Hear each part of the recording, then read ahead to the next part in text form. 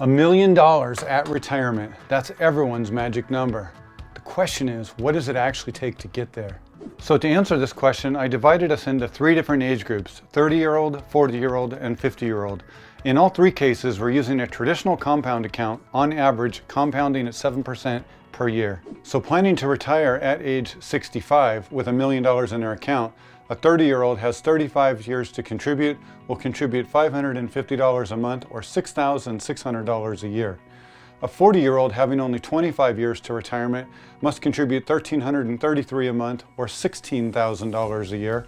And a 50-year-old having only 15 years to retire is going to have to contribute $3,500 a month or $42,000 a year. So in all 3 cases, we're headed for the $1 million retirement by age 65. But in the case of the 50-year-old and the 40-year-old, we have to contribute more because we're climbing a steeper hill to get there. As a quick reminder, this is a traditional compound account earning on average 7% per year. Introducing secure leverage or earning a higher interest rate can accelerate your growth to that $1 million retirement. I'll go into more details on my next YouTube video.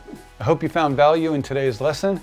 Please subscribe to our YouTube channel for more great wealth building videos, tips, and strategies. If you have any general questions, please leave them in the comments below. And as always, if you have specific questions, you can click the link and we're happy to help you and meet with you one-on-one.